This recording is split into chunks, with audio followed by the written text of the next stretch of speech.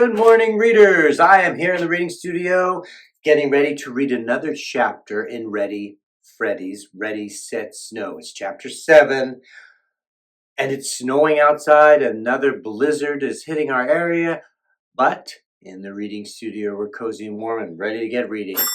So, let's get reading. Ready, Freddy, Ready, Set, Snow by Abby Klein. Here are the chapters.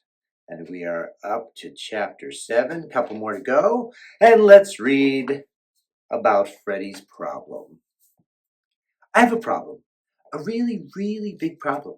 I have to compete in the snowshoe race in the first grade Winter Olympics, but I've never been on snowshoes in my life. Let me tell you about it. Chapter 7 is called Go Team. When we got outside, room 4 was already there waiting for us. I gulped. Some of the kids in that class looked really big. "Before we get started, boys and girls," said Mrs. Whooshy and Mrs. Brown, "you all must take the athlete's oath.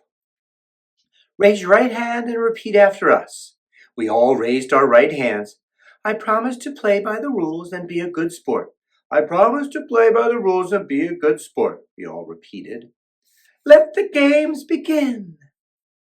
Is the snowshoe race first?" asked Max. "No, the first event is the snowball stack. Everyone who is participating in that event, please step forward." Robbie had signed up, and he was really good at making the perfect snowball. He knew exactly how to pack the snow so it wouldn't fall apart. "Okay, the person who can stack the most snowballs wins. On your mark, get set, go!" All the kids started making snowballs as fast as they could and stacking them up. Most of the kids only got about 7 or 8 in their stack before it fell over. Only Robbie and a girl named Jen from Mrs. Brown's class were left.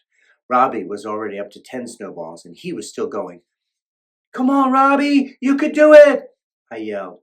"Robbie, Robbie, Robbie," the class chanted.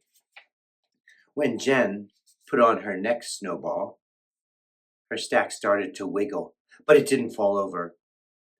"That makes 11 for Jen," said Miss Brown, smiling. Robbie carefully put on snowball number 11. His stack didn't even move. "We're going to win this for sure," I said to Jessie. "Robbie is so good at this." As soon as Jen went to place her 12th snowball on top, her whole stack toppled over. "Oh!" moaned room 4. "Robbie still has to put on number 12 for us to win this event," said Mrs. Whooshy. I held my breath.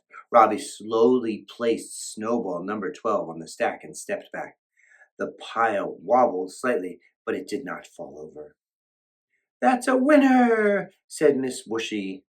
We all cheered. "Way to go, Robbie," I said, patting him on the back. "That's 1 point for room 3. Time for the next event, the long jump." In this event, the teachers were just going to measure who could jump the farthest in snow boots. The students jumped one at a time. Room 4 has a boy named Josh who has the longest legs you've ever seen. He easily jumped farther than anyone. No one else even came close. "The score is 1 point for room 3 and 1 point for room 4. "That wasn't really fair," Max grumbled. "His legs are so long." "It's okay," said Jessie. "Come on, room 3. Let's win the next event." "That's the way to encourage your team," said Mrs. Whooshy. "The next event is the snowball toss," said Mrs. Brown. "If you are in this event, please stand on the line." Jessie walked to the line. "Come on, everybody," I said. "Let's cheer on our team. Jessie, Jessie, Jessie." The kids took turns throwing. A boy named Nick in Mrs. Brown's class threw the ball so far it landed next to the fence on the edge of the playground. "Wow," I whispered to Robbie. "That went really far. I know we might be in trouble." "I bet you can't beat that, little girl," Nick said to Jessie. "Oh, yes, I can," I yelled back. "Yes, she can. Yes, she can." The whole class started to chant. Jessie took a step back, lifted her arm and threw with all her might. The ball sailed over the playground fence into the street. "I'd say that's a winner," said Mrs. Brown. We all screamed and cheered. That makes the score 2-1 in favor of Mrs. Whoosh's class. Next up is the sled pull. "Oh, that's me, shouted Chloe. "Come on, Julie," she said to the only person in the class who would be her partner. "Let's go." Chloe sat down on the sled, fixed her hat and scarf, and smiled a big movie star smile.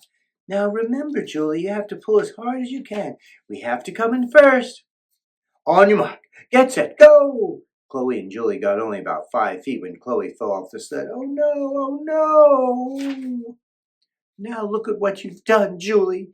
You've ruined the hat and scarf my Nana brought me from Sweden." Get back on! Get back on!" we all yelled, but Chloe ignored us and continued to pout, and a team from Mrs. Brown's class crossed the finish line. "Thanks a lot, little Miss Priss," yet Max yelled. "We lost that event because of you." "That's okay, Max. We'll win the next one." Jessie was such a good team captain. I'm glad the class chose her. "The score is tied," said Mrs. Brown. "This last event will decide who wins this year's Winter Olympics." "Oh, great," I muttered to myself. "Just great." I felt a slap on the back and Max's hot breath in my ear. "Time to race, Wimp. Let's go." And that's the end of chapter 7. Let's get ready for the next chapter tomorrow in Ready, Set, Snow.